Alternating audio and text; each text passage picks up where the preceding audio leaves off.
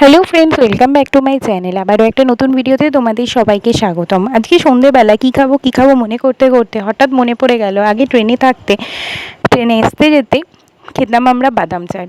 অনেক দিন যাবত এই বাদাম চাট তো খাওয়া হয় না। বাড়িতে আজকে একটুখানি মুড়ি দিয়ে খাওয়ার জন্য সবার জন্য বাদাম ভেজেছিলাম, আর সেটা দিয়ে আজকে বানিয়ে নিয়েছিলাম বাড়িতে বাদাম চাট।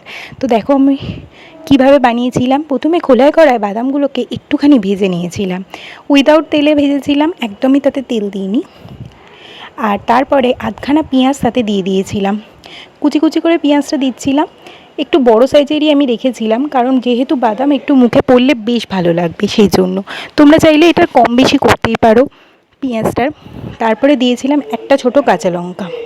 আমি যেটুকু ঝাল খাই সেই অনুযায়ী একটা কাঁচা লঙ্কা আমার কাছে এনাফ। তোমরা যে যেরকম ঝাল খাবে সেরকম দেবে। ঝাল বেশি খেলে বেশি করে কাঁচা লঙ্কা দেবে, চাইলে লঙ্কার আচার দিতে পারো, চাইলে লঙ্কাটা বেটেও দিতে পারো। আর তারপরে নিয়ে দিয়েছিলাম অনেকখানিটা পরিমাণে পাতিলেবুর রস।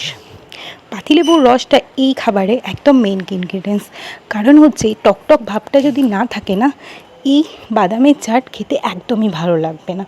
সেজন্য লেবুটা মাস্ট কিন্তু।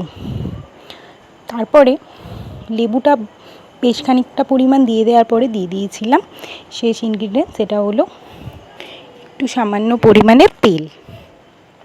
সর্ষের তেল দিয়েছি আমি, তোমরা চাইলে আম তেল দিতে পারো, তোমরা চাইলে তেলটা অ্যাভয়েডও করতে পারো, কিন্তু আমি তেলটা দিয়েছিলাম টেস্টের জন্য। সামান্য একটু নুন দিয়ে দিলাম। নুন এর সাথে তোমরা চাইলে জিরে গুঁড়ো দিতে পারো, চাট মশলা দিতে পারো, জলজিরার গুঁড়ো দিতে পারো, যা যা এই নর্মাল চাট খাবারে দেওয়া যায় সবটাই দিতে পারো। আমার বাড়িতে বাকি আর কিছু ছিল না বলে আমি শুধুমাত্র নুনটাই দিয়েছিলাম, আর দিয়ে দিয়েছিলাম সামান্য একটু তেল দিয়ে এটাকে ভালো করে নাড়িয়ে নিয়েছিলাম। ব্যাস তৈরি হয়ে গেল আমার বাদাম চাট। বাদাম চাট খেতে আমার অসম্ভব ভালো লাগে, আর এটা খুব হেলদি খাবারও, অনেকক্ষণ পর্যন্ত পেটটাকে ভরিয়ে রাখে। যেহেতু বাদাম হাই প্রোটিন খাবার, সেই জন্য অনেকক্ষণ পরিমাণে পেটটা ভরে থাকে। ব্যাস আর দেখা কেন, ঘরেতে গিয়ে জমিয়ে এটা খেতে থাকলাম। তার আগে বানিয়ে নিয়েছিলাম চা। চা করতে করতেই আর আমার সবুর সইল না, একটুখানি টেস্ট করেই নিলাম, বেশ সুন্দর হয়েছে খেতে। আর ঘরেতে বসে আয়েশ করে বাদাম চাট আর চা খেয়ে ফেললাম আজকে সন্ধেবেলার জলখাবারে। তোমরা কে কে সন্ধেবেলার খাবারে কী খাও বা নতুন আর কি রেসিপি দেখতে চাও, সেটা নিয়ে নিচে কমেন্ট করতেই পারো। আমি অবশ্যই চেষ্টা করব তোমাদের করা কমেন্ট অনুযায়ী সেরকম রান্না করলো ফুলফিল করতে।